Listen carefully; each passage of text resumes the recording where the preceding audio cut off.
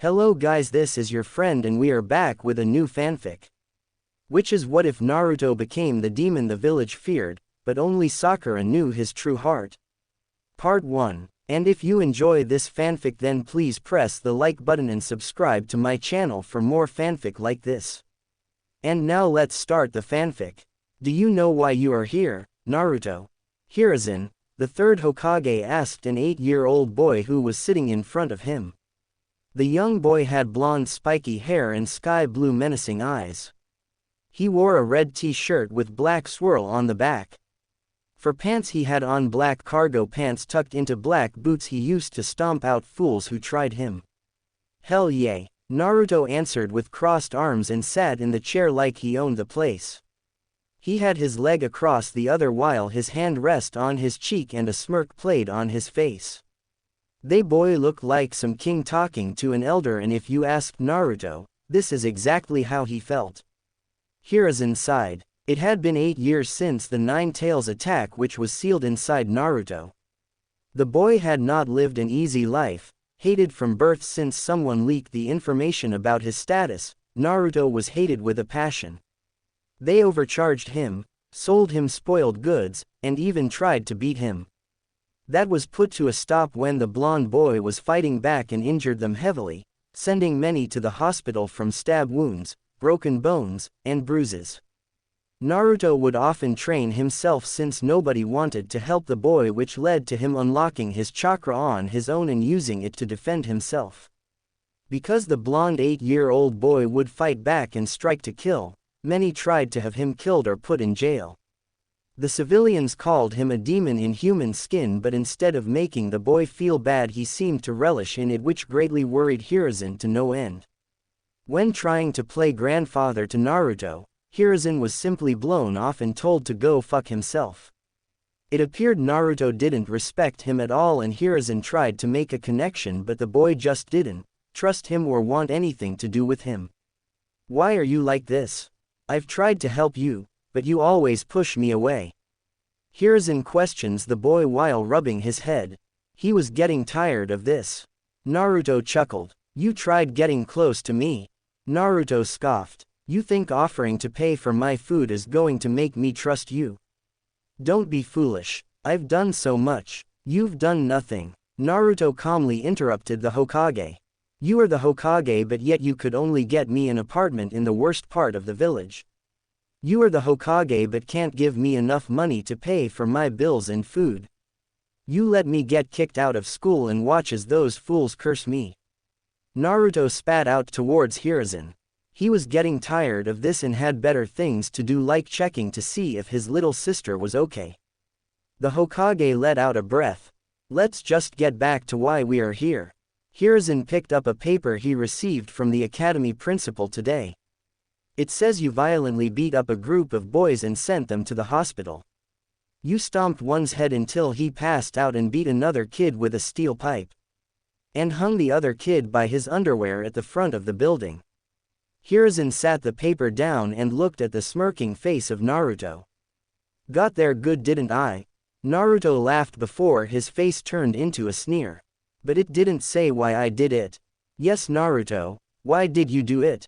Hiruzen asked, but already had an idea on why Naruto attacked the boys without mercy.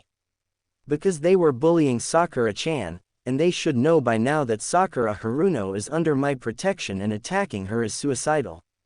Naruto said angrily that some idiots would dare bully his little sister. Hiruzen took a drag from his pipe. He remembered when Naruto had met Sakura and almost went to a detention center. Flashback. Look at your big forehead. A boy said, tapping a pink-haired girl's head. Yay, I could raise a family on that forehead. I bet your mom's forehead is even bigger. A boy pushed the girl to the ground who began to cry. And your stupid pink hair, it's so ugly and weird. Stop. Leave me alone. The girl curled up and cried. What the hell are you doing? A voice shouted. The pink-haired girl peeked from behind her hands, showing her bright emerald green eyes. What do you want, loser? One of the bullies shouted and got in Naruto's face. Hey, I know you, you're that Naruto kid my mother said to stay away from.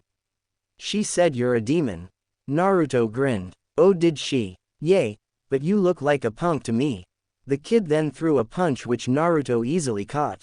Naruto then got a wicked grin on his face, which sent shivers down all the kids' spine, making them feel fear to the highest degree and piss their pants. You attacked me, you know what this means, don't you? No. The bully who had his hand caught in Naruto's hand stuttered out, trying to get his hand loose. It means. The grin grew on Naruto's face.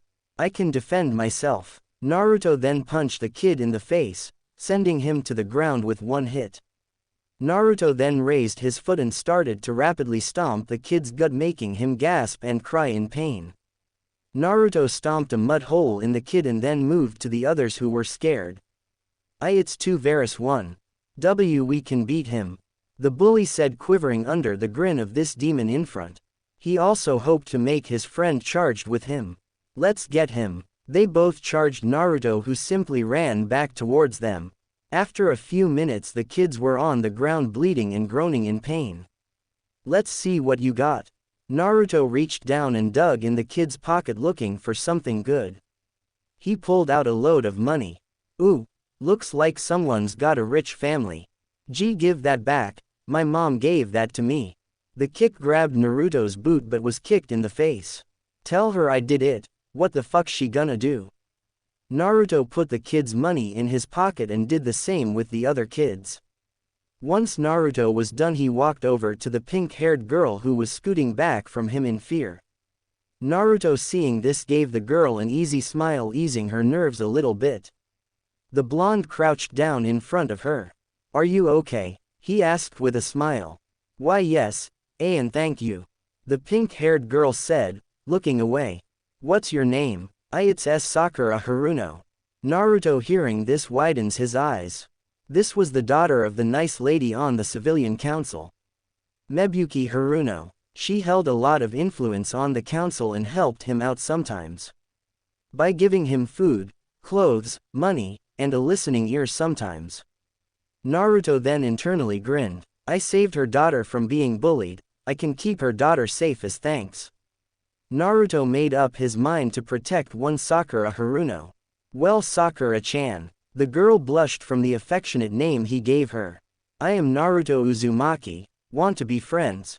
After this, Naruto became Sakura's friend, protector, and brother from another mother. He was always there for her and kept all the bullies away, but made an attempt to keep her away from the more dangerous things he does in life. Flashback over. Those boys needed medical attention right away. The parents tried to press charges, but with Naruto only defending himself and Mebuki Haruno helping him, Naruto was able to get away with this. Well, if that is all you have to talk about, I am leaving. Naruto got up while Hiruzen just looked at him sadly. The 8-year-old boy turned and scowled at the Hokage. Don't look at me like that. You want me to act more like my parents, don't you? Hiruzen looked down at those words. He indeed wanted Naruto to be more like his father and mother, but it seems it was too late for things to turn out that way. Yet, you won't even tell me who they are. Pathetic. Naruto turned his back to the Hokage, giving him his back. Naruto really thought the third Hokage was pathetic. How could he let the councils walk all over him and do nothing about it? If it was up to him, Naruto would have Hiruzen step down and replace him with someone more qualified. The idea then hit him. If you want something done, you do it yourself. I'll become the Hokage and make this place shine. Naruto left the Hokage building with his destination in mind. While walking, he watched as the civilians glared at him with hate. He pulled out a rather big knife for someone of only 8 years old while releasing some ki. The threat was silent but spoke volumes. Try me, bitch. Naruto was no stranger to fools like this. They seemed to learn their lesson from when they first tried to beat him. He had used the Nine Tails chakra that day and killed a good chunk of them with it. Hiruzen had used his knowledge in seals to mess around with the seal in hopes to not have that happen again. Naruto would still occasionally have to beat up some drunk fool who thought he was tough shit. But after a couple punches, kicks, and cuts they would sober up. Naruto walked down the streets while keeping a calm face and future plans in his head. He made it to the red light district or the ghetto part of the village. While walking he received nods and waves from the people, a contrast to what he got on the other side of the village. This part of the village was for the outcast and they all shared that in some way or another. Naruto-kun. The blonde rolled his eyes and would have walked away if he wasn't quickly grabbed by his back collar and smashed into a pair of generous. He didn't mind this part since all the men gave him jealous looks. The women had long orange hair. She wore a colorful bikini top with skinny jeans that had holes on the side of them. "Stop hogging him," a brown-haired girl said, wearing nothing but a bikini top and tan skin-tight pants with brown open-toed sandals, yelled and yanked Naruto into her. "I didn't get to see him last time, so I should have him all to myself." A girl with long wavy pink hair said and grabbed Naruto and pulled him into her chest. She was wearing a slim sleeveless red fitted top and mini skirt and red evening gloves. Much of her torso is exposed with a large versus shape in the middle exposing much of her cleavage and midriff, with red high-heeled boots. "Ladies, Naruto was cut off when he was flicked on the forehead by the orange-haired woman. "Didn't we say to call us Oni-chan?" "Yes, Nami," Naruto said tiredly. These women drove him crazy sometimes, but they were like his big sisters and that is what big sisters do. At least that is what Nami said. "Great. Now what are you doing now?" the brown-haired girl asked and pulled Naruto in for a hug which he returned. These women held a special part of his small heart. "Well, Kana-ne-chan," Naruto said to the now-named Kana, who only gave Naruto a beautiful smile. "I was on my way to see Sakura-chan. Some bullies were picking on her again," Naruto said simply, as if this was not the first time something like this happened, which it wasn't. "Naru-chan, you can't keep fighting all the time," Kana scolded him lightly. "You know if you keep fighting, then Kami-sama won't let you into heaven." "Then I will make my own. I'd also smack Kami across the face if I saw them," Naruto said with determination and anger. "Would it hurt you if you prayed once?" the pink-haired woman spoke up. "Vanessa-ne-chan, I'll do it once, just for you," Naruto sighed out, causing Vanessa to smile and give him a peck on the cheek. "Now let's let him run off to his little girlfriend," Nami teased Naruto with a smirk. "It's not like that, and get to work," Naruto told the hookers. Kana whined. "It's been slow today, can you come and hang out with us? The other girls miss you." She pushed up her to try and entice Naruto into just relaxing with them. When he stayed they would play cards, dance, sing karaoke or just have a good time. "No, I wasted enough time." Naruto turned and patted his clothes and walked off waving over his shoulder. "He is really something," Kana said with a smile. "Yes he is. I just hope Kami watches over him, he already has it hard as it is," Nami said with a hand on her heart and a worried face. "Don't worry, our little pimp will be just fine," Vanessa said and took a swig from her liquor bottle. Naruto walked down the street until he saw the familiar one-storied house of Sakura and her mother. Their father died during the Nine Tails attack, so it was just a mother and daughter duo. Naruto knocked on the door and heard the sound of footsteps approaching. "Hey Naru-chan." Mebuki opened the door and gave Naruto a motherly smile which made the young boy feel weird inside. The woman had shoulder-length blonde hair with a single bang that fell in front of her hair, green eyes that shined with kindness for those she loved. The woman had on a big pink shirt which had 3 red circles on the back, white pants that hug her body nicely and brown simple house slippers. "Come inside, Sakura-chan was worried about you." She pulled the boy inside. Naruto faked being hurt. "Oh, so you weren't worried about me?" He received a bonk on the head. "I am always worrying about you. You're giving me gray hairs." Mebuki pulled some of her blonde hair and showed Naruto a gray hair. "Are you sure that's not from old age?" Naruto teased until his ear was pulled harshly. "Who's getting old? I am in the prime of my youth." Mebuki let go of Naruto's throbbing ear which was now red. "Sakura-chan, Naru-chan is here." Naruto heard a door swing open and the sound of feet smacking the wood floor. Naruto looked on with a smile as Sakura came running out with a happy smile. She had on a navy blue dress with tan diamonds on her arms. She was wearing tan pants and no socks or shoes. Her pink hair was kept tied by a red bow Naruto had given to Sakura for her birthday. Naruto-kun. The girl yelled and jumped into the blonde's arms, who caught her and spun the pink-haired girl around, causing the two to giggle and laugh. Mebuki watched from the side with a warm smile. The two looked like happy siblings and she was the mother. At times Mebuki felt as if she was Naruto's mother. It all kind of just happened with him keeping her daughter safe and always coming over and even sleeping here sometimes. One time she found Naruto fighting off a group of thugs trying to rob him.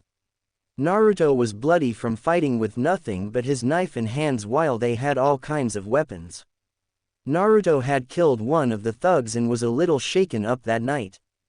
Mebuki used the ninja skills she had from years of being a former kunoichi to knock out the other thugs before Naruto died. She had brought the shaking boy in for a hug and brought him home that night. They even bathed together since he was all bloody, which caused Sakura to worry and join them in the bath. All of this seemed to cheer Naruto up, if the happy smile on his face at the end of the night was anything to go by. They all slept in her bed that night for a peaceful sleep. Naruto-kun, I was so worried. I thought the Hokage would punish you. Sakura said with worry and hugged Naruto tighter. I'm fine, and a part of that is thanks to Mrs. Haruno. Naruto said with a smile and respect. Mebuki deserved nothing else in his opinion. She had told him that it was fine to just call her Mebuki, but Naruto refused. Sakura gave her mother a grateful smile, one which her mother returned. Sakura then dragged Naruto to the couch and sat down to watch TV and laugh the day away. Simply enjoying the time she had with her loving big brother. Mebuki brought over some snacks and drinks and sat down. She then muted the TV and gave Naruto a worried glance that sent warning bells in Naruto's head. Naruto-kun, I heard some disturbing news today. Like what? Naruto asked, giving her his full attention. When I was leaving the council chambers, I overheard the others talking about raiding your apartment. This news was nothing new to Naruto. The gangs often tried to rob him, thinking he would be an easy target, but learned the hard way when they were met with his traps and trusty knife. There is nothing to be worried about, they will fail just like the others. Naruto told them diabolically. Sakura gripped Naruto's hand in an attempt to calm him down. They were no strangers to the rather dark side of Naruto, and instead of trying to change him, which worked out to some degree, they simply learned to live with it and accept it. They said they will kill you. The room was silent. Nobody dared to even breathe.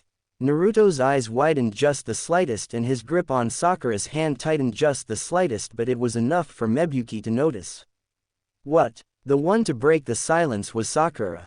Mom, what are you saying? This must be some sick joke. Why did they want Naruto-kun to die? Sakura yelled, not wanting to believe the words her mother just said. Sure, he had done some things and was hated by the whole village, but to kill him was not necessary.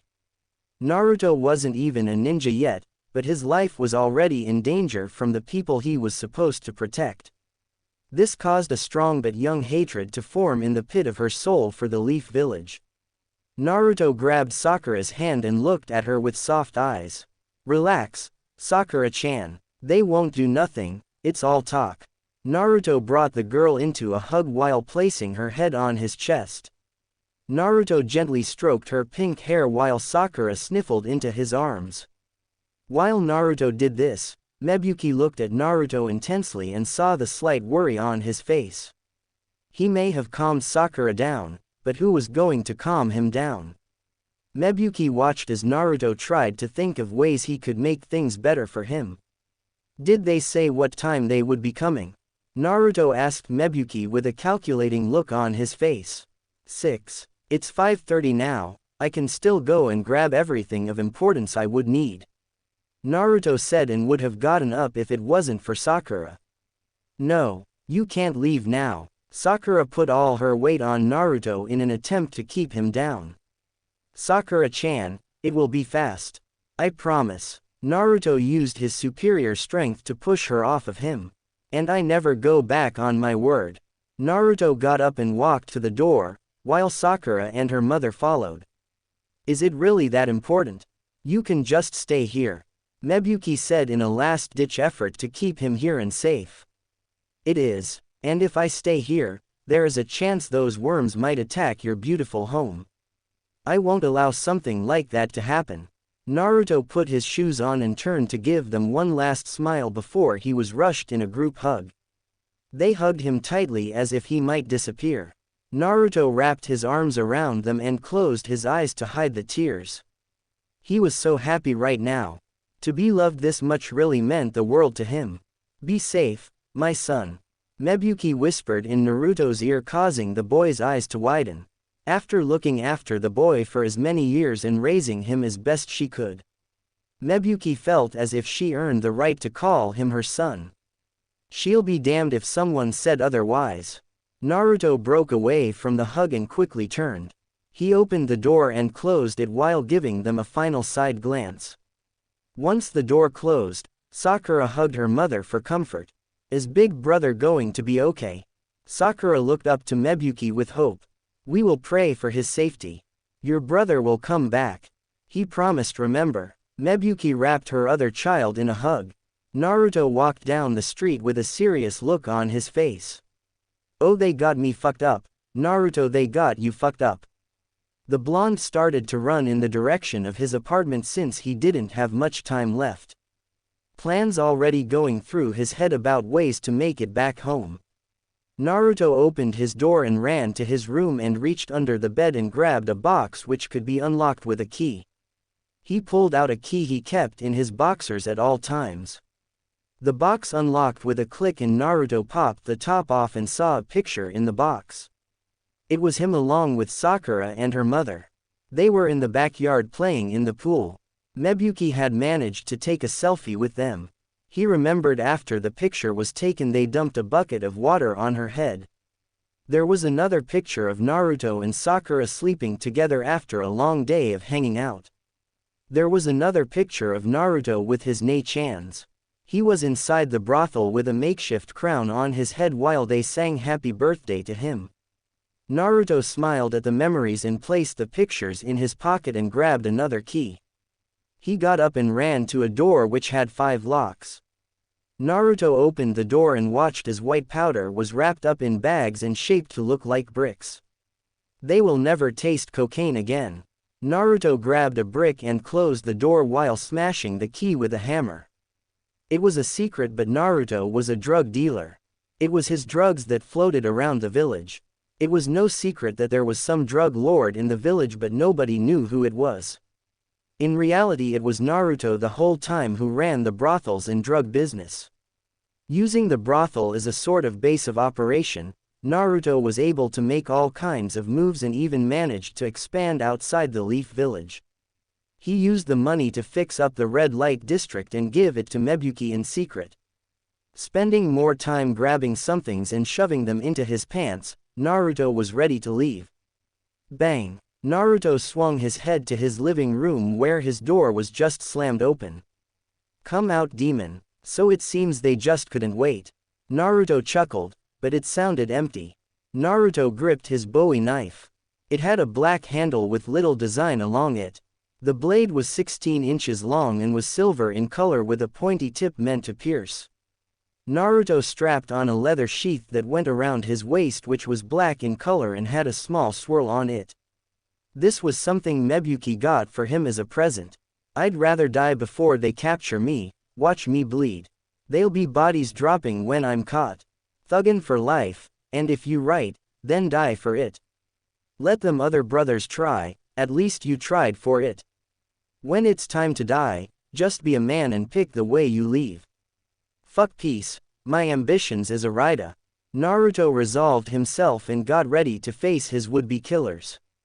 Naruto walked into view with his ever-present smirk. This made the angry villagers sneer and curse him.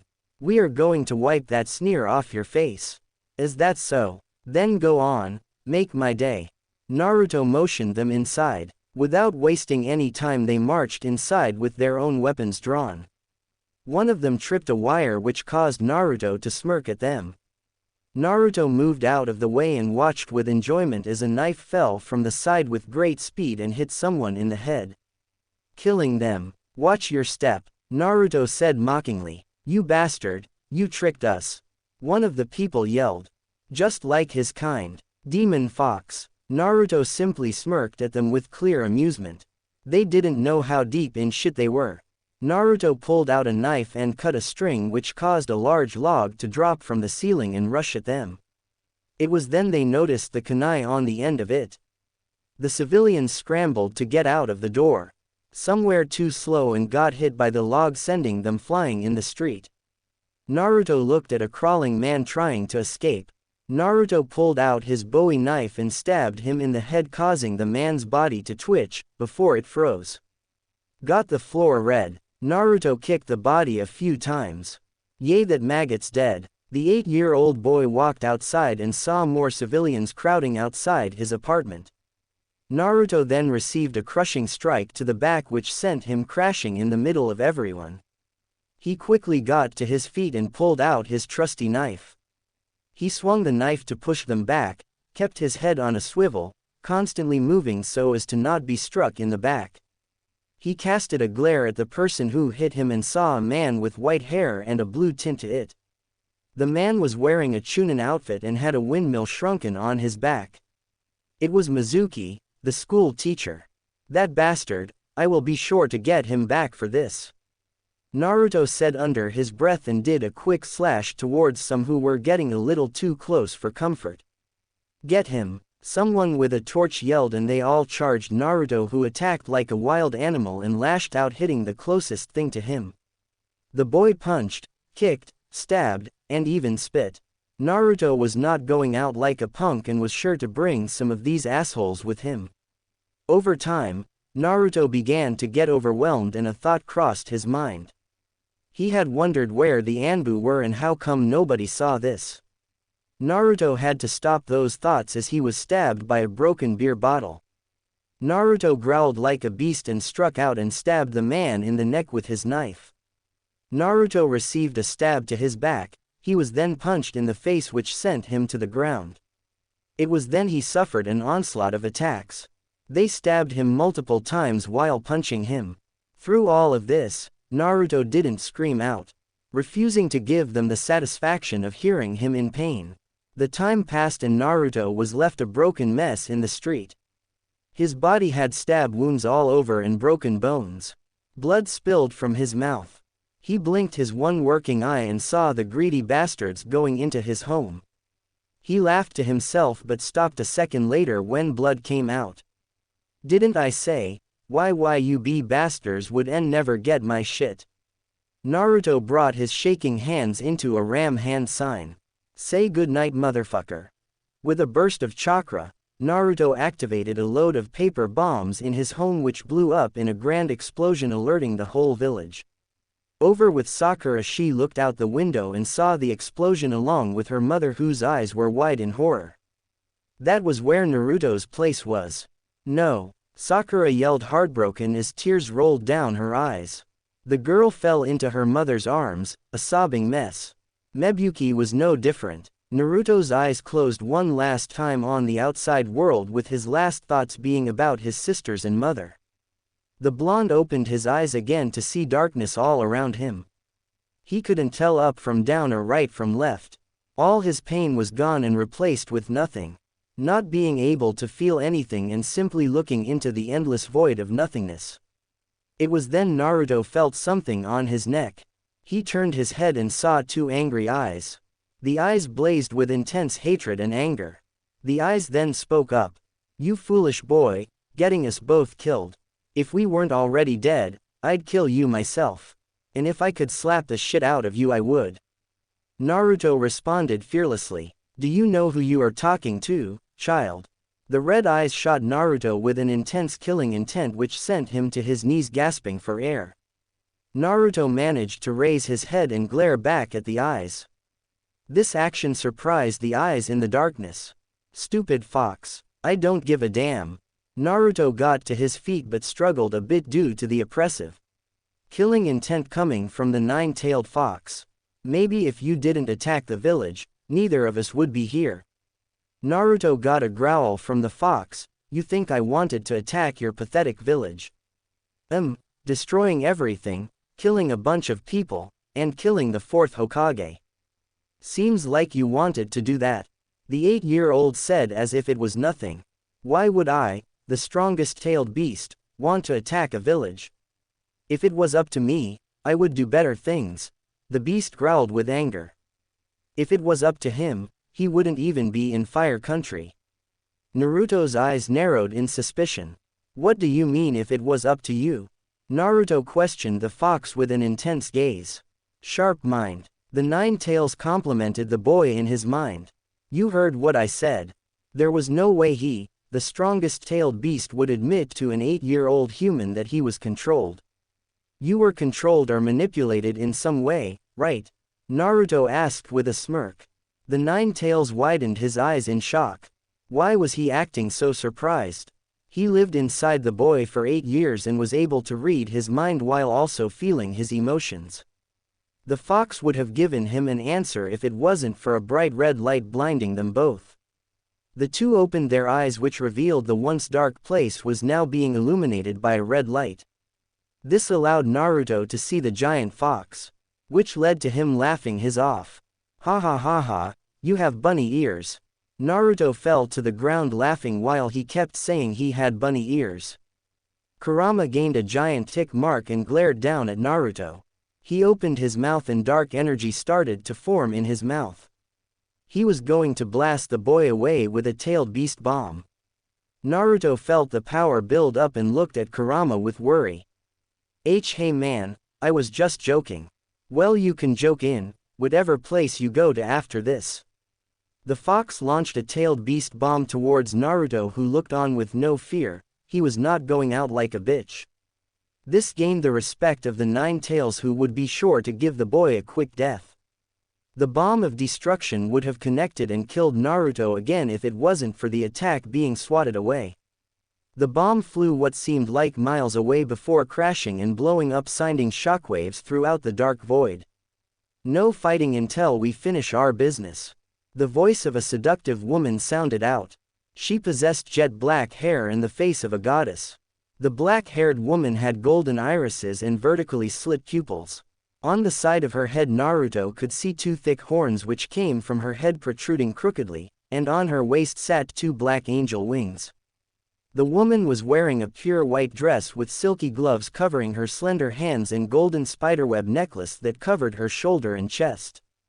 Damn, she's hot. Naruto stared blankly and in awe of the woman's beauty. She even looked better than the hookers at his brothel. If someone like this was working there, he would be swimming in cash. Her beauty was simply unhuman if he was being honest, not to mention the horns on the side of her head. Era, Naruto-kun. The woman turned her golden eyes on him with a seductive gaze. The boy's cheeks gained a little red to them as he was entranced by the woman's beauty. It's nice to finally meet you. She grabbed his hand and pulled him up while pushing him into her chest, which was blessed to say the least. Who are you? Naruto asked with a small stutter. This woman was getting to him. Who am I? The woman put her hand to her mouth and let out a cute laugh. I am the devil, demon queen, the evil one, the most evil to exist. My name is Albedo, the queen of hell. Naruto and the giant fox dropped their jaws. Naruto couldn't believe he was talking to the queen of hell. This must mean he was going to hell. Well, if that was the case, there was only one thing he could do, and that was to become the demon king. The fox, however, was having different thoughts. She knocked away my bomb like it was nothing. Maybe I should try again to see if it was just luck. Damn, you're hot as hell. Naruto said the only thing a hood rat could say. Yay, it was cheesy, but he was only 8. Albedo laughed to herself. Like I saw, he is brave and fearless. He would have no doubt completed that prophecy the gods came up with if he was left alone. But with the way he was turning out, I doubt he would even be interested in peace. Albedo ran a finger under the boy's chin, making him stare into her golden eyes, which had done many cruel things. Naruto-kun, you died. Gee, thanks. But your life does not end here. I was able to reach you before the gods got their hands on you, and most likely would have resurrected you in an attempt to fill the prophecy. Prophecy? You mean the things old people give out in order to feel special? Yup, you got it, Albedo said with excitement. Why do the gods want me to fulfill this prophecy? Why would I be interested in doing something like that anyways? Naruto asked with crossed arms. And can you get us some seats? I don't want to be fucking standing all day. Albedo chuckled at the rather disrespectful way of speaking Naruto has. She would have killed others for even daring to ask her to do something so rudely. Then revive them and torture them slowly until they beg for mercy, which would not be given. With a snap of her fingers, Naruto was sitting on a chair made from skulls while the fox was shrunk down and now the size of a grown horse. Naruto looked surprised for a second until he remembered who he was talking to. The boy wiggles around on the bones trying to get comfortable. You know, these bones are actually pretty soft. Yes, feel honored, these are the deluxe bones of demonic beasts. They can change the matter of their bones however they want, Albedo said in a teaching tone to the two who nodded. Now, let's get down to why you have me here, Naruto said in a rather serious and fierce gaze for an 8-year-old. Albedo had to admit, seeing the blonde look at her like that and basically order her around was a little arousing, which made her white panties a little soaked. Calming herself and vowing to get the future devil sometime later. Yes, I have a deal to make with you, Albedo said with a sinister smirk. A deal with the devil? Naruto chuckled. If my mom knew about this, she would give me an whooping. Naruto then got a depressed look on his face. I assume you mean Mebuki Haruno? Albedo asked Naruto but already knew the answer. Yes, I assume you know my birth mother. Her name was Kushina Uzumaki, and she was the second host of Kurama, the nine-tailed fox. Naruto shifted one of his eyes to Kurama and had a rather furious look in his blue eyes that gleamed intensely. Kurama was unaffected by the look and rather poor killing intent being aimed towards him. And what of it? Going to do something about it? Kurama said blankly but had a slight edge to his tone. The fox then looked at Albedo with anger. Why did you reveal my name? Albedo sent out a sliver of her power to the fox and made Kurama freeze up and witness his death in horrific ways. Kurama felt fear like no other at this moment. This woman really was a demon. Because I felt like it. Albedo's reply was simple and to the point, leaving no room for argument. They were both snapped back to attention when Naruto asked his next question. Do you know who my father is? The fourth Hokage, Albedo answered without missing a beat. Naruto held his head down. He was silent for a moment before his shoulders shook. He then laughed. But the laugh had no humor and sounded rather empty. So, the old man lied to me after all. To think, I am a drug dealer living in the worst part of the village while my father is the Hokage of all people. Naruto took a deep breath and calmed his racing heart. Now that we got that out of the way, what do you say we get back to our deal? I have a few stipulations in order for me to accept this deal, Naruto said firmly. His previous demeanor was gone in an instant. Albedo looked at Naruto shocked for a moment. She was expecting this to be a little more challenging, thinking she was gonna have to manipulate and sway Naruto to do what she wanted. But it seems he is ahead of her and willing to do whatever as long as she gives into his demands. What would you like? Albedo asked and summoned some magic over her hands, which took the color of a deep purple. I will become the Demon King. I also died, so that means I need a new body. I want a new one. I also wish to keep the ability to use chakra and any other forms of power that I shall encounter. I wish to be able to go from hell and earth whenever I please.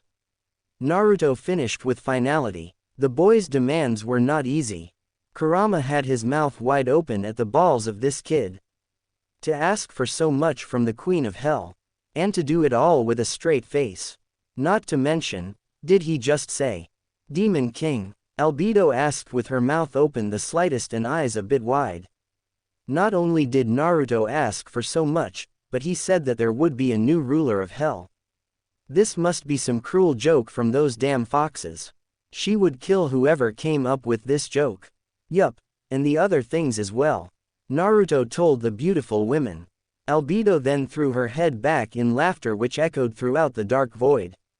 To think, a boy had more bravery than most demons was really something else. If she let this boy go, he would surely do some great things in hell. Albedo calmed down from her laughing fit and looked at Naruto with a sadistic gaze. You've got a deal. Just know that when you travel from hell to earth, it will alert the Demon Slayer Corps to your presence. The Demon Slayer Corps was an organization of angels meant to slay demons who escape hell. Many wars have been waged because of demons breaking from hell and trying to take over the elemental nations.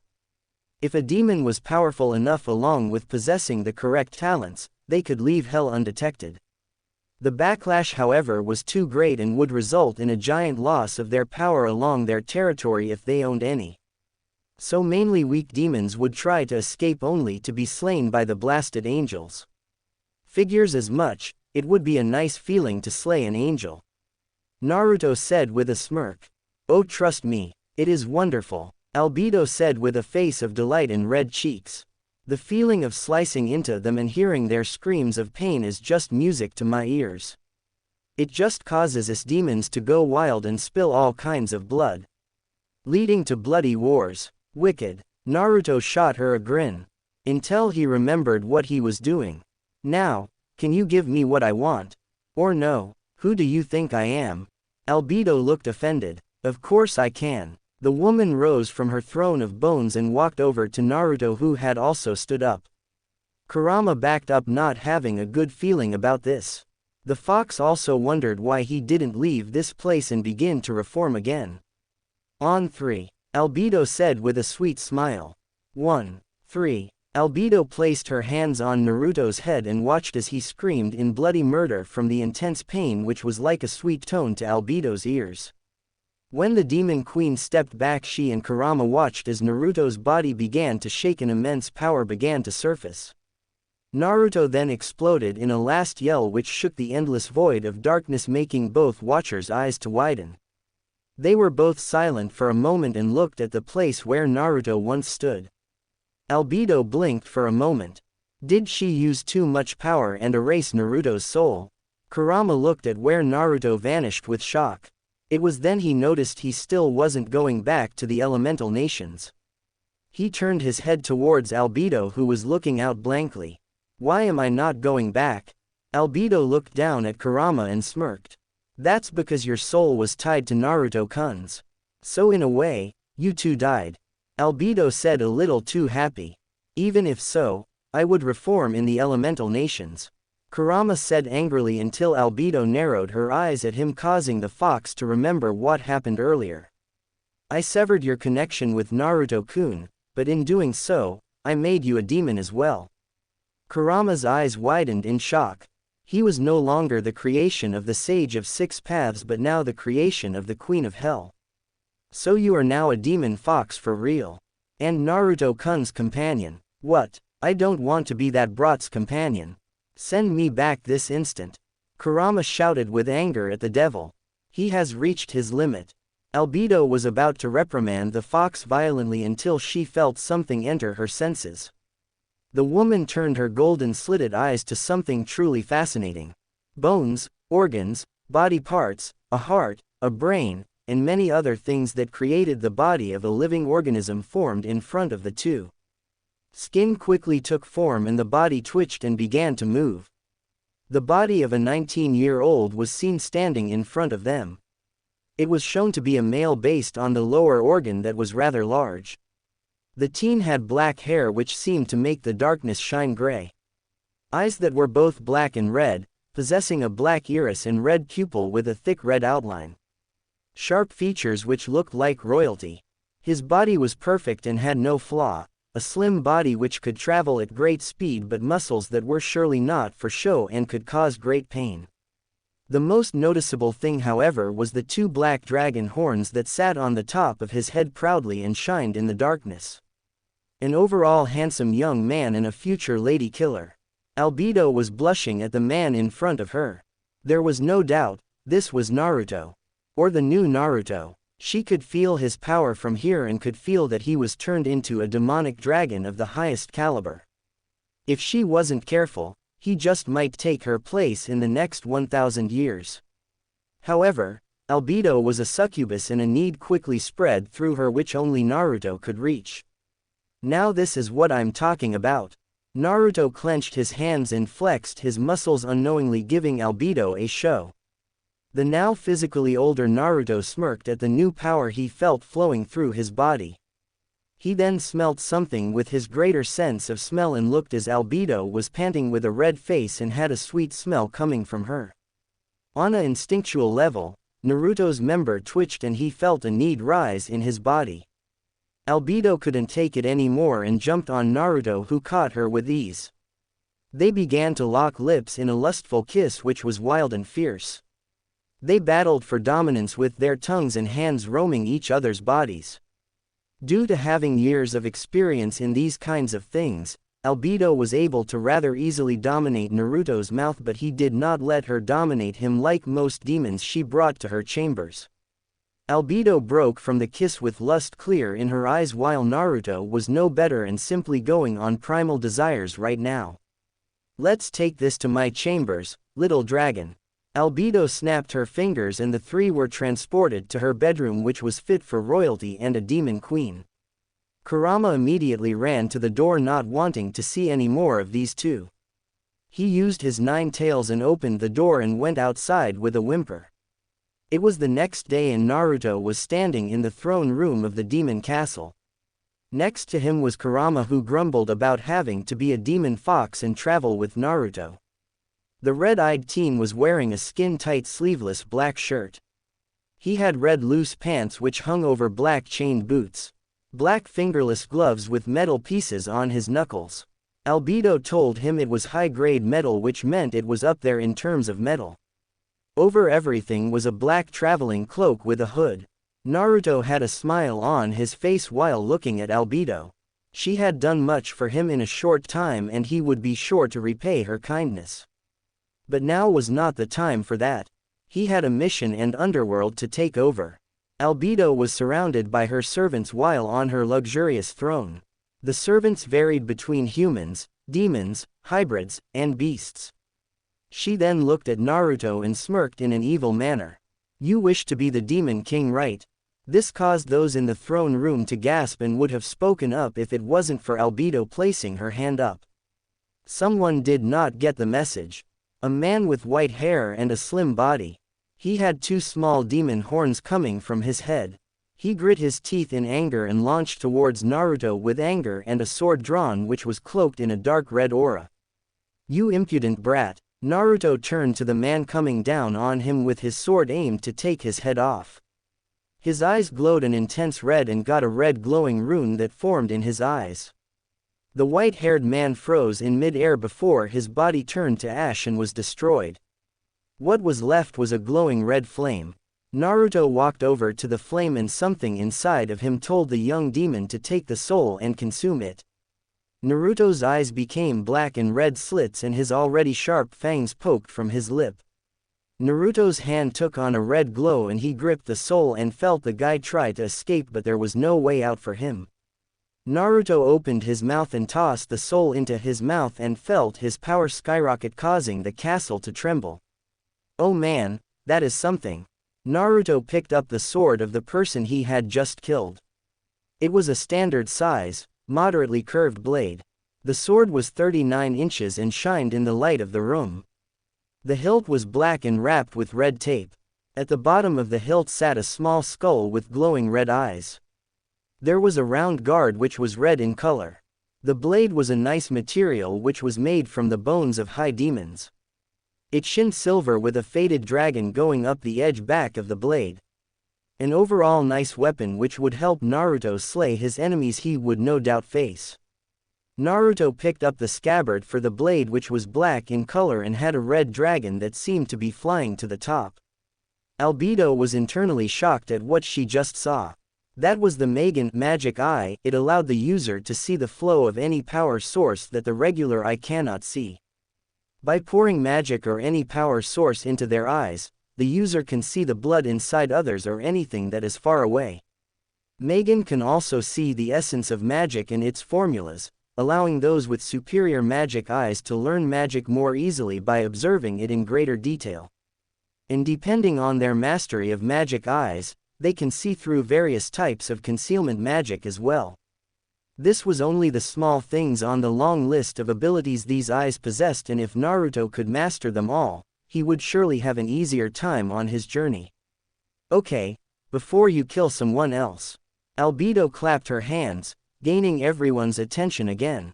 Naruto and Kurama, you two will embark on a journey to conquer the demon realm in an attempt to gain the title Demon King. She received a resolute nod from Naruto while Kurama looked away and grumbled about not having a choice until Naruto bonked him on the head. Pay attention, she might give us some good information. Naruto whispered harshly to the fox who showed Naruto his fangs. It will take you a long time, so you shall leave now. Naruto turned around and started walking off with his fox and new sword. Albedo looked at Naruto's back. There was no doubt in her mind that Naruto wouldn't make it far in this place.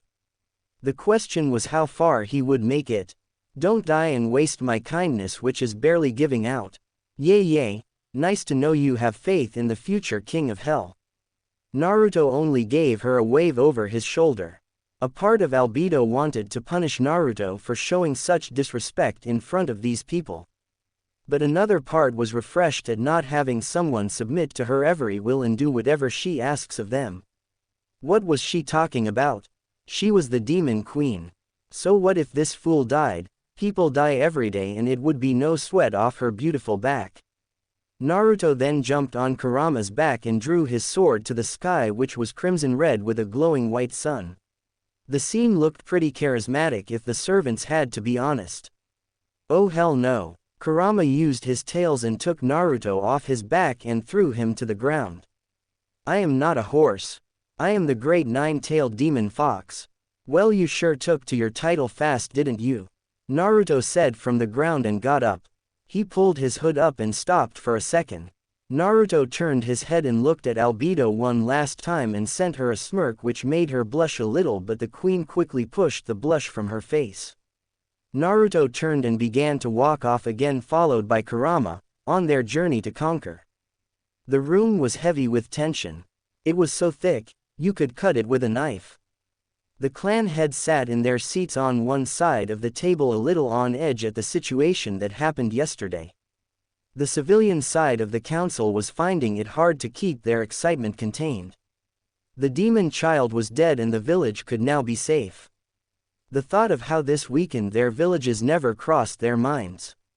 All except for Mebuki Haruno. Her arms crossed in a silent rage in her usually kind emerald green eyes. The woman didn't even want to be here, she'd rather be with her grieving daughter who was a wreck. Mebuki had left Sakura in the loving arms of the brothel that Naruto ran.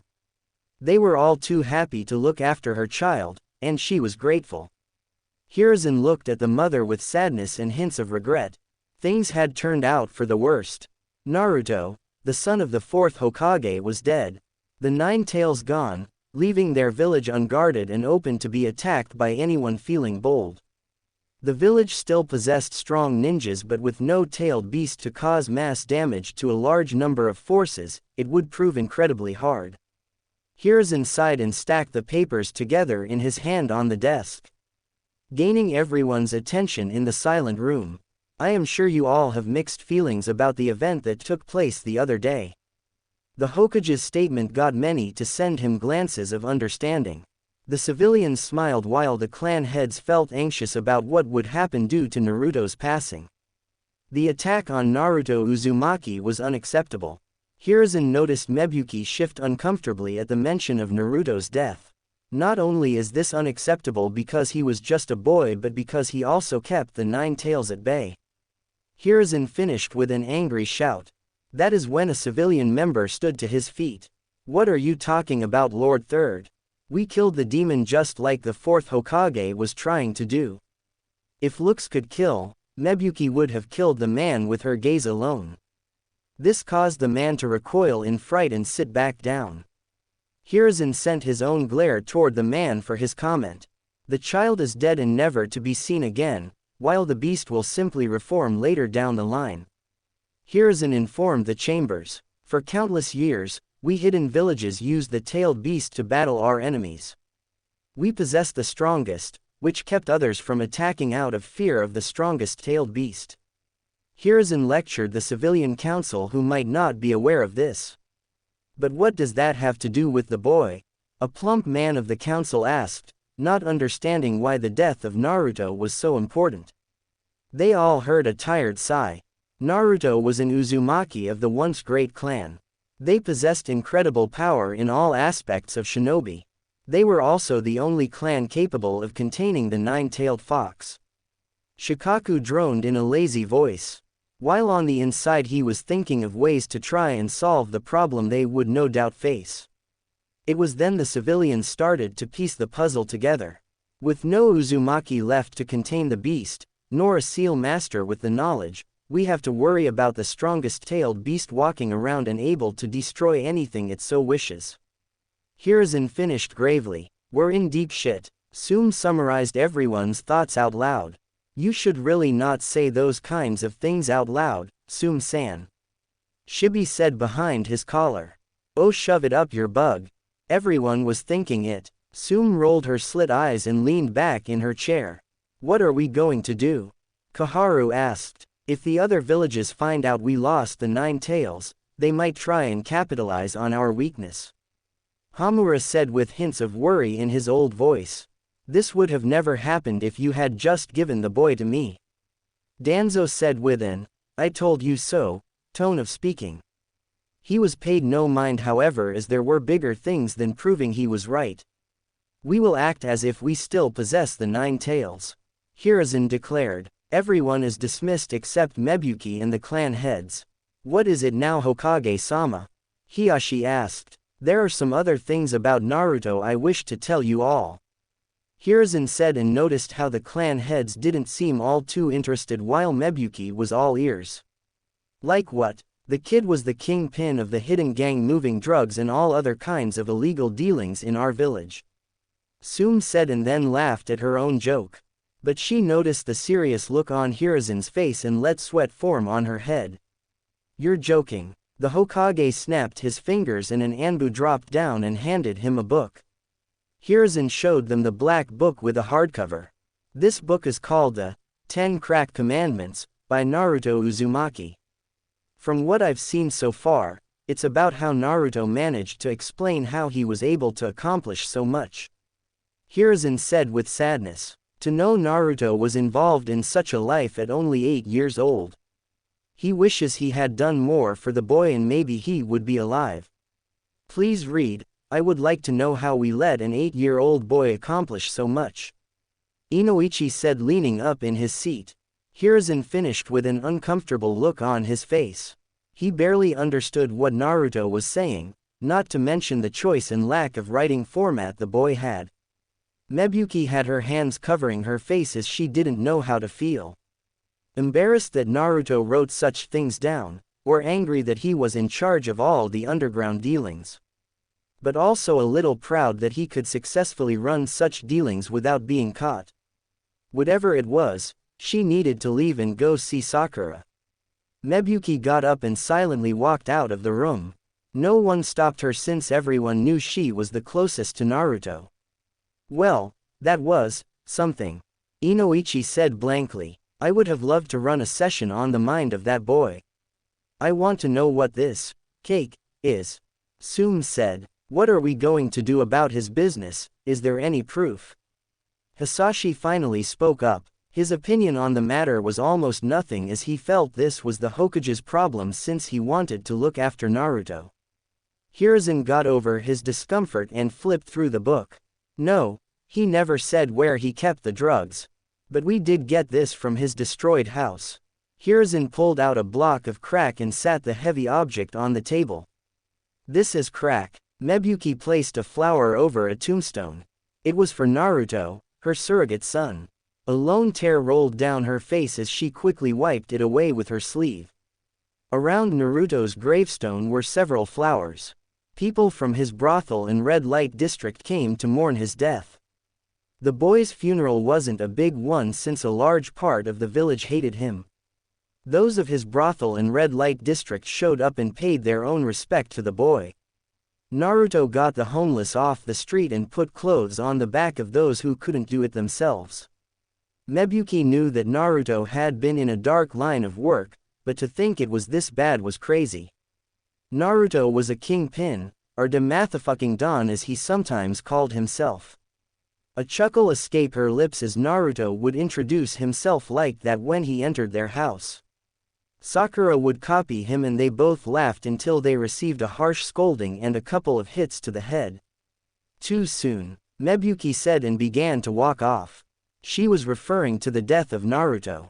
There was still so much left for him to do in this world. But she'd never get to see him again. Mebuki then left to go and pick up her daughter who was no doubt in pain about everything going on. Mebuki was outside the building which looked more like a luxurious mansion. The name of the place was called Happy Place. A rather simple and boring name, but it did just what the name said. The mother knocked on the door and waited for someone to come and open. "Who is it?" A male voice came from behind the door. "It's Mebuki, I'm here to get my daughter." "Mebuki-sama," the man said in alarm and quickly unlocked the door. The door opened and it revealed a guard in lavish orange battle robes with a sword on his waist. Mebuki sent an awkward smile toward the respectful guard. Naruto had ordered everyone to address Mebuki with the respect of a noble. They acted like she was the fire daimyo. "Hey, Curtis," Mebuki addressed the man who had long black hair that went to his lower back. It was tied up at the top, while two bangs fell down the side of his fair skin. He possessed light brown eyes and almost invisible eyebrows. His face a respectful smile towards the great lady. "Good day, great lady." Curtis bowed. "Do you know where Sakura-chan is?" Mebuki asked with a soft smile. Curtis smiled. "She is upstairs with Nami, Kana, and Vanessa. They have been keeping her company all day. Those three had even cancelled all clients today just to be with Sakura. They are the face of the company and only cancelled jobs when the person was ugly, broke, or something important popped up." "Okay, thanks." Mebuki waved and walked off down the hall. The place was decorated perfectly as usual, there wasn't a dirty spot. The floors were finely crafted of oak wood while tables of the same texture rested to the side. People sat at the tables with drinks in their hands or beautiful girls dancing on them. The ceilings were high and also in oak wood with giant chandeliers that hang from the ceilings with several candles and gems glowing on them. There was a long bar with several people sitting and laughing while taking multiple shots.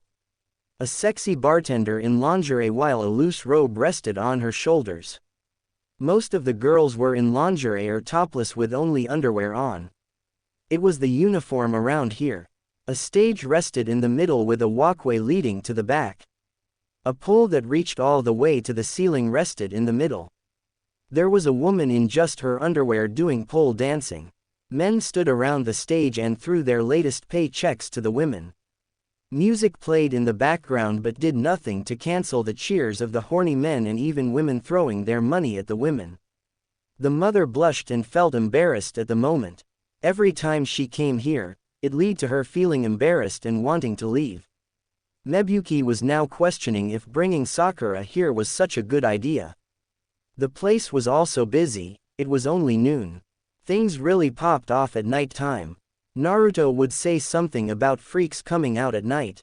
But that boy said a lot of weird things. Many waved and bowed towards her and all the mother could do was wave shyly and walk to the wooden stairs that were to the back and along the wall. Mebuki made it up the stairs and saw the upstairs was like a resting area with private rooms. Rose petals lay on the ground and slow music played. At the very end of the halls was a rather big room which read King's Room. It was where Naruto slept and off limits unless he said otherwise. Mebuki walked down the hallway until she reached the door. Mebuki knocked on it and called for the people she hoped were inside. "It's me, Mebuki. Nami, anyone in there?" Mebuki heard the sound of slippers sliding across the floor and mumbled voices from behind it. The door opened to show Nami in an oversized sweater and orange hair tied up. "Hey there, Mebuki-sama, we got the little pink eye right here." Nami let the door open and reveals the giant room made for royalty. "Mommy." Sakura jumped off the bed and ran to her mother. Sakura gave her mother a hug and was soon picked up. Mebuki smiled gently as she patted her daughter's head. "Hey sweetie, how are you?" Sakura smiled. "Better now that you're here." The two then heard someone whine from the bed. Vanessa was resting on the bed in nothing but mahogany undergarments. "Don't make it seem like we didn't have any fun." "Yay, it was surprisingly a good day." Kana set down her liquor bottle and grinned. She at least had on a full outfit, even though it left little to the imagination. "And no, I didn't mean it like that, I enjoyed our time together." Sakura tried to correct what she said. The girls then laughed at Sakura's attempt to cover herself. Nami saved her from further embarrassment. "It's okay Sakura-chan, we just messing with you." "Well thank you again, girls, I really appreciate this." Mebuki thanked the women. There was no one else she trusted to watch her daughter, and there was no way Mebuki would take Sakura to the meeting. Especially since everything that was just revealed today about Naruto. It was no problem, feel free to ask for our help anytime.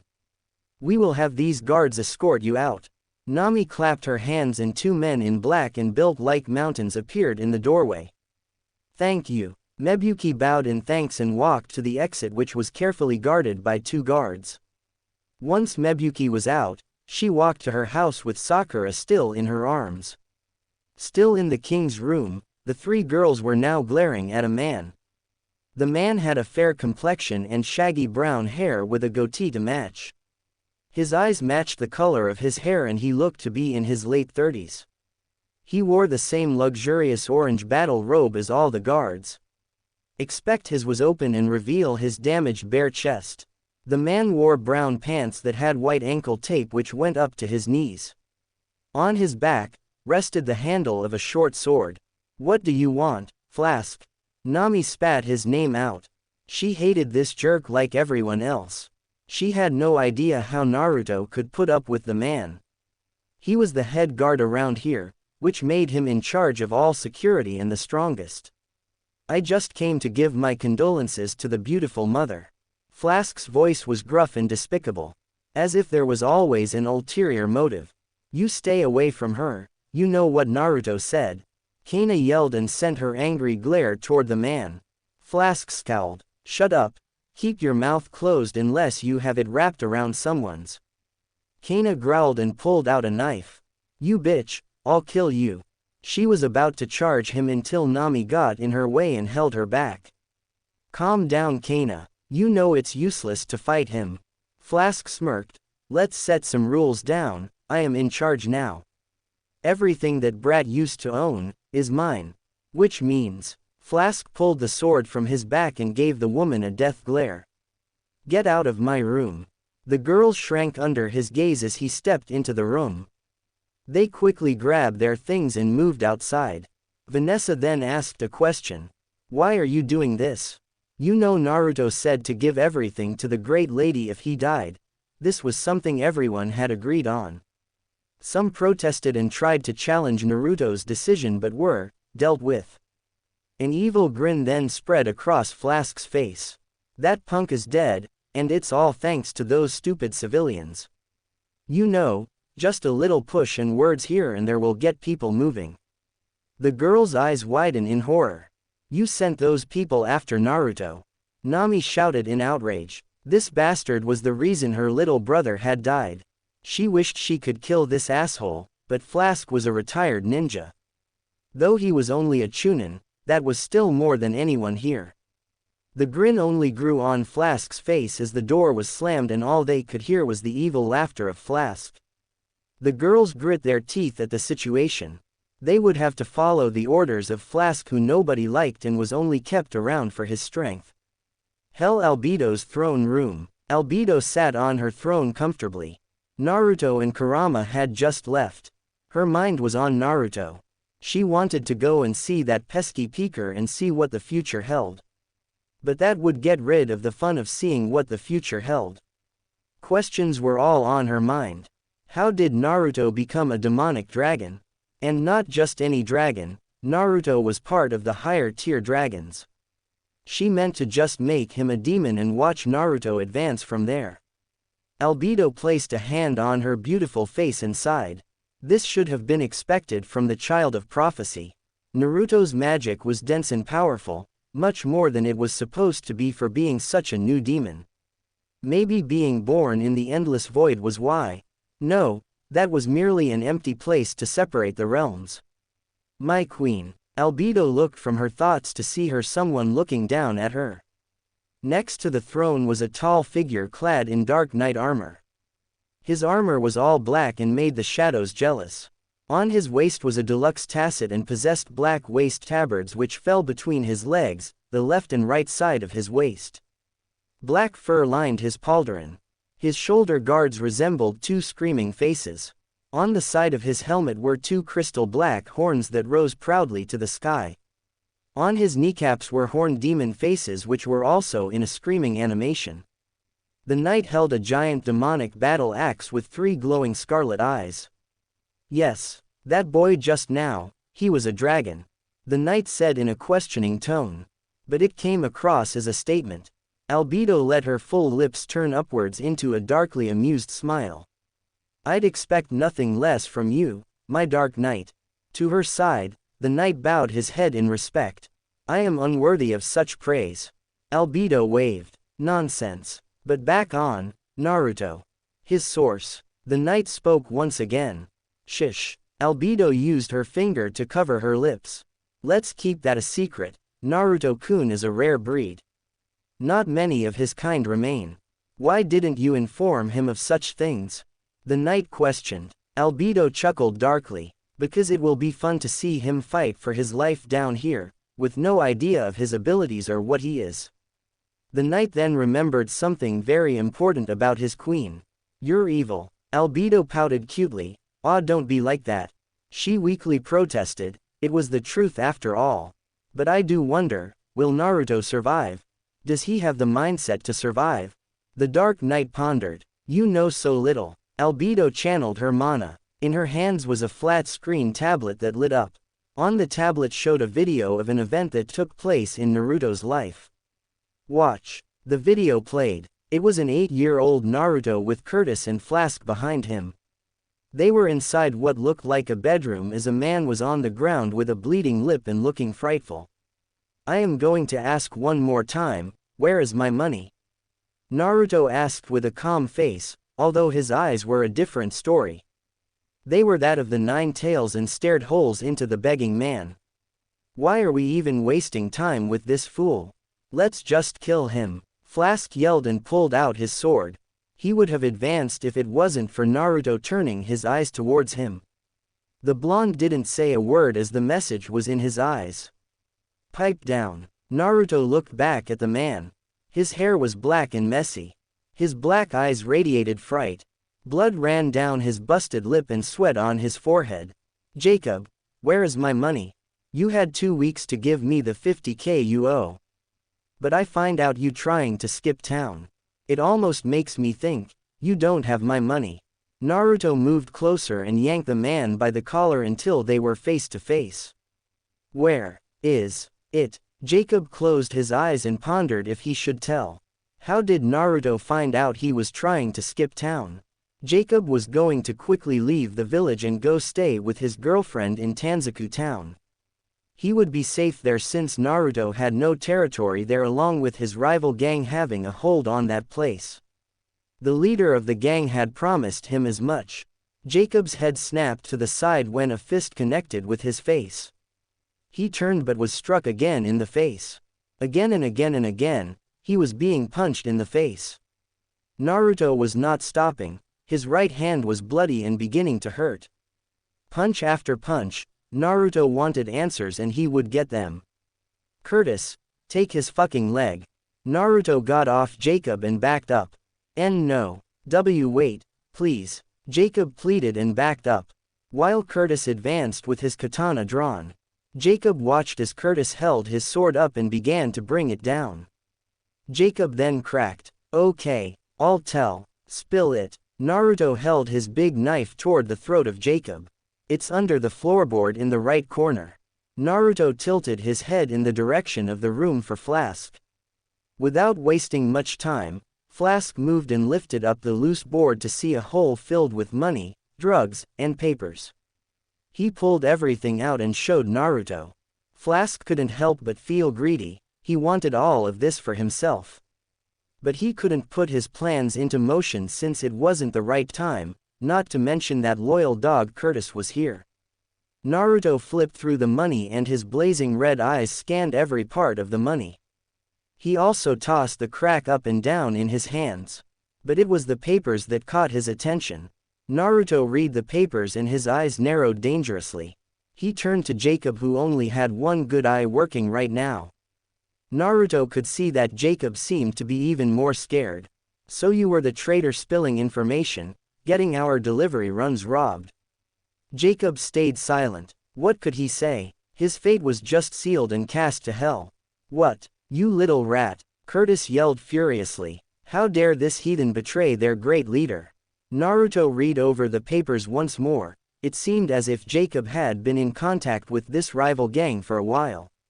Not only were you spilling secrets, but to Crystal Love of all people. Naruto crumbled the paper up and his red eyes seemed to glow an even intenser red as his oppressive chakra settled in the room. Naruto pocketed the drugs and money and began to walk to the door. Jacob knew what that meant and he threw himself at Naruto's feet. Please, I'll do anything. I am going to be a father. My girlfriend is pregnant. Let me see my beloved once more. Naruto looked at the begging man for a second. But he didn't take long to come to a decision. Why should I care? That question made Jacob's heart drop and his blood ran cold. No way Naruto would be this cold-hearted. Naruto was only 8 years old. Kill him. Naruto ordered coldly and walked out of the room and allowed Curtis to kill the traitor, while Flask followed a couple of steps behind. Albedo turned the tablet off and sent it away with her magic. While a smirk plastered on her face. See, he will be just fine. I am curious as to what fate holds for him. The knight answered with a satisfied nod. Now, back to work. Albedo said and put on librarian glasses. A desk appeared in front of her and she began to do paperwork. Hell didn't run itself after all. Naruto was walking down the cobblestone road with a shit-eating grin. He just couldn't help it. Every now and then his hands would reach and grab the horns atop his head. Stop grinning like that, you look like an idiot. Kurama said annoyed. They had been walking for a couple of minutes and he had to watch Naruto grin like an idiot and reach for his horns. Not to mention Naruto was looking around with childlike innocence. But Kurama was also curious about the place. The sky was red. And all kinds of things walked around or flew in some cases. Not to mention there was this strange black demonic tower in the far distance. It reached all the way up in the sky and even pierced the clouds. I can't help it, I was just raped. Naruto yelled with excitement. Kurama looked at Naruto as if he had just grown a second head. That's not something to be happy about. Naruto scoffed and waved Kurama off. Why would I be mad? Albedo is sexy as hell. I'd let her do it again. Just wish I could have had more control, she tied me up. You have problems, Kurama stated blankly. Naruto paid no mind and simply flexed the muscles in his body. This felt strange but good. He had a new body and powers, he was a demon. A grin spread across his face. The power in his body felt immense and heavy, way stronger than chakra which he could still feel he possessed somehow. There was another source of power in him called magic. His magic felt oddly destructive for some reason. Naruto looked at the blade on his waist. That demon had a good blade for a servant. The two saw a town up ahead. The building looked just like it did in the Leaf Village, but with a more medieval vibe to them. Along with the huge castle that looked as if it came from a fairy tale. Let's get some information at this town up here, Naruto said to his partner, who grumbled about being stuck with an idiot. The two made it to town and saw a sign that read "Welcome to Inferno Hell." So Inferno Hell is where we are. Not bad for a place for sinners. Naruto mused with a hand on his chin. I doubt I will be able to conquer this place, since I am assuming all of this place is directly under Albedo-chan. Wow, you're actually smart, Kurama commented with hints of sarcasm. Come on, give me some credit. I ran a successful drug business in the strongest hidden village, Naruto said with pride in his voice and a puffed-out chest. Until his eyes widen. Fuck. Naruto yelled and stomped his foot on the ground, which cratered and sent cracks spreading for several meters. I completely forgot about my business. All the people who work there are in danger. Not to mention that buffoon will try and take over in my spot. Naruto scowled in anger and his magic flared around him in a dark red aura. His magic was a storm of chaotic red that threatened to consume him. Yay, you should have put in some kind of backup plan, Kurama noted and sat on his butt while his tails waved lazily. Rookie mistake on my part. Whenever I figure out how to leave this place, I will go and check on everything. Naruto ran a hand through his black hair and sighed. Let's get back on track. I am sure someone will come and check out what happened here. The two walked off and didn't notice the flying hooded figure in the air observing them intensely, more specifically Naruto. That magic just now, it was a demonic dragon. A high-quality one as well. I need to get back to the 9th level and tell Brutus-sama about this. A pitch-black portal opened and he flew inside. His business was done in Inferno Hell, and now he was going back home.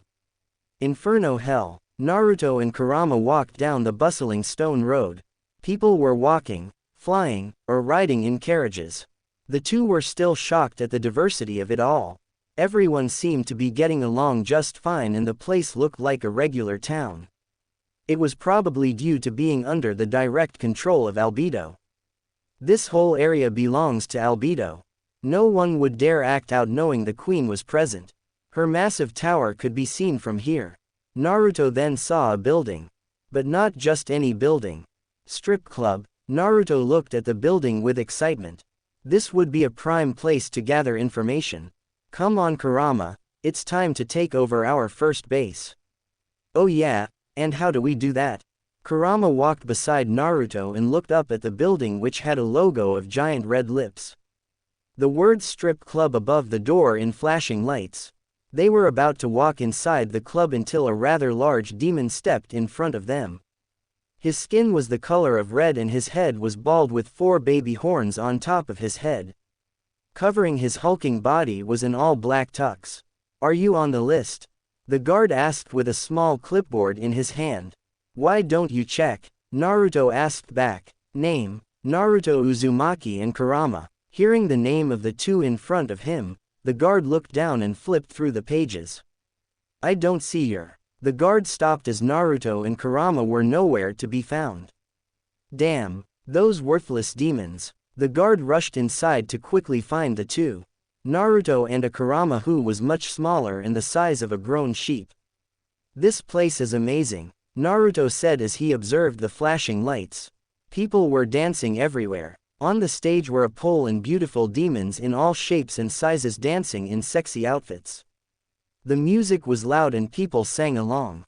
I doubt we can get anything from these drunk demons or whatever the hell they are, Kurama said with laziness all in his tone.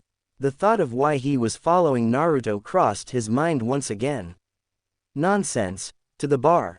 Naruto walked over to the bar, which looked to be made from rich marble and deluxe leather seats. Let me speak with you, Sir Demon, Naruto said. What do you need? The blue-skinned bartender asked with a black tux. What's it like in hell? Naruto asked, getting straight to the point. Asking 21 questions would not help anyone in this situation and only make things worse for him. The bartender blinked his black eyes at Naruto. He then threw his head back and laughed. The name is Diyu, and I am guessing you are a new demon here.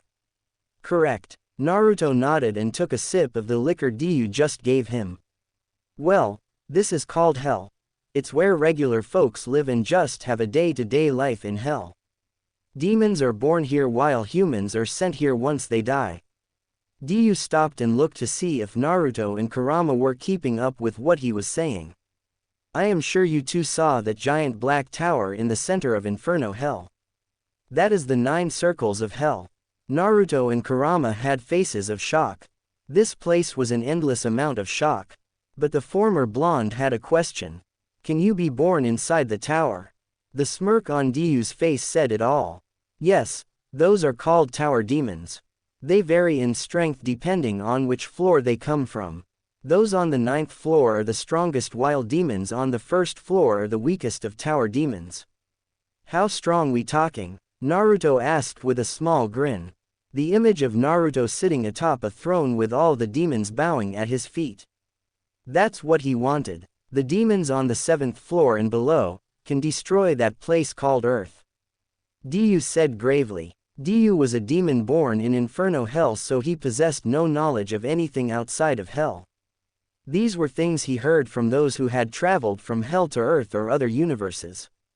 It wasn't many since they barely escaped the demon slayers.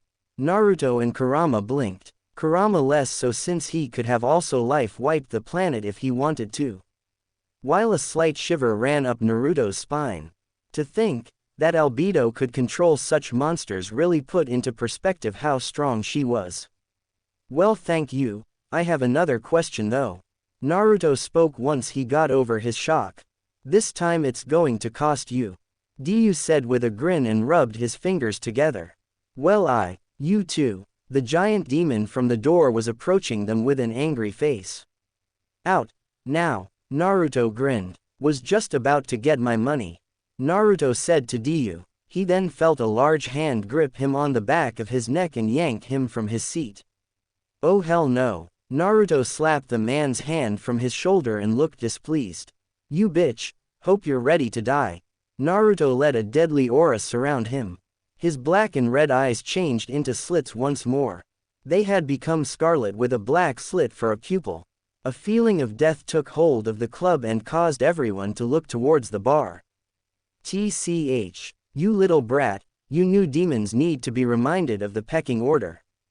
The guard unbuttoned his sleeves and took off his tux. Hey, Ray, they are new. Diyu called out to the guard who only looked annoyed at his statement. I don't care, I'll kill him.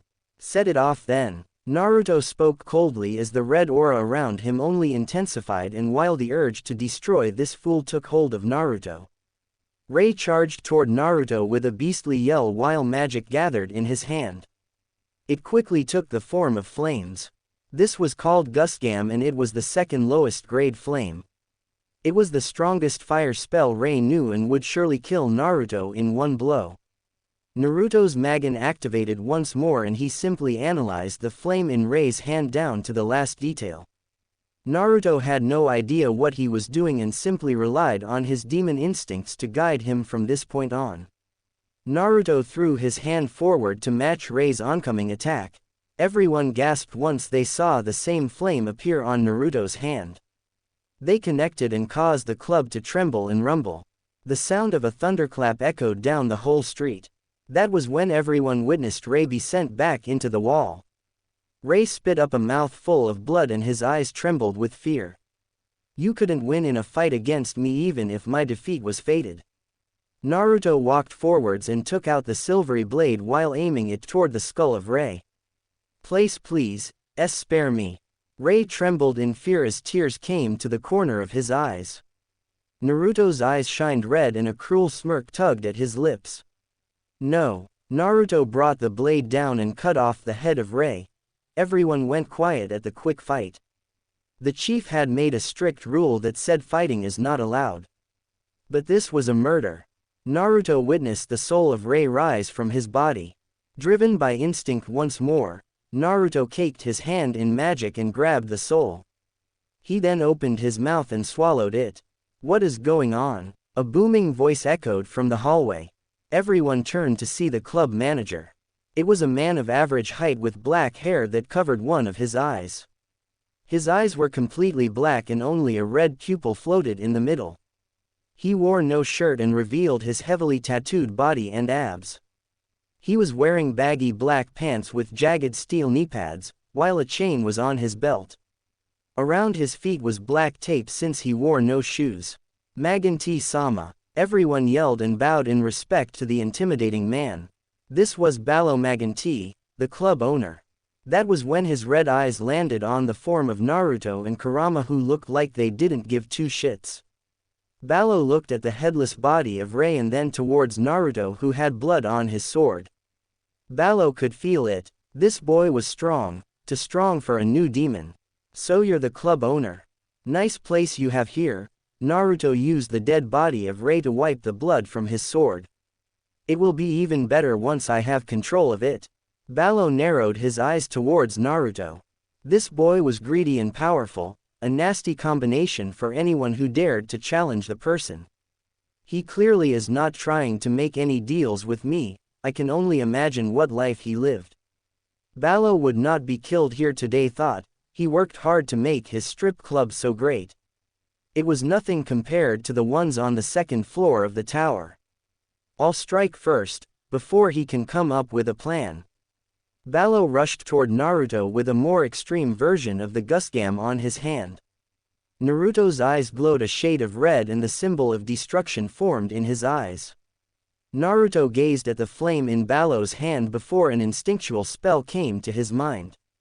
Naruto was able to see the magic flow and even a formula that his eye translated for him. Magic eyes of explosion. Naruto whispered and the flame in Ballo's hand vanished as if it was scared to be in the presence of Naruto. Ballo looked shocked, but he couldn't stop since he was already on a path to Naruto. However, his body was forcefully stopped as he felt a hand ripping through his chest. Blood spilled from his lips and he gripped the hand through his chest. Naruto had his hand through the chest of Ballo and in his hand was a beating heart. With little effort, Naruto crushed the heart in his bare hands. A sickening squelch sounded in the silent club. Naruto raised his left fist and punched Ballo off his blood-soaked arm. Ballo fell to the ground and gasped while feeling the hole in his chest. It was then Naruto's foot impacted with his head. Ballo looked up to see the glowing eyes of Naruto looking down on him. He felt as if one of the demon lords was witnessing his lowest moment and judging him by it. Any last words? Naruto asked with a smirk. Ballo opened his mouth and was going to say something, until Naruto's black boot connected with his face again. Don't care. Naruto began to stomp Ballo's face over and over and over. Everyone heard a crunch and blood flowed like a river. Naruto had just squished the head of Ballo into nothing but a splatter on the ground.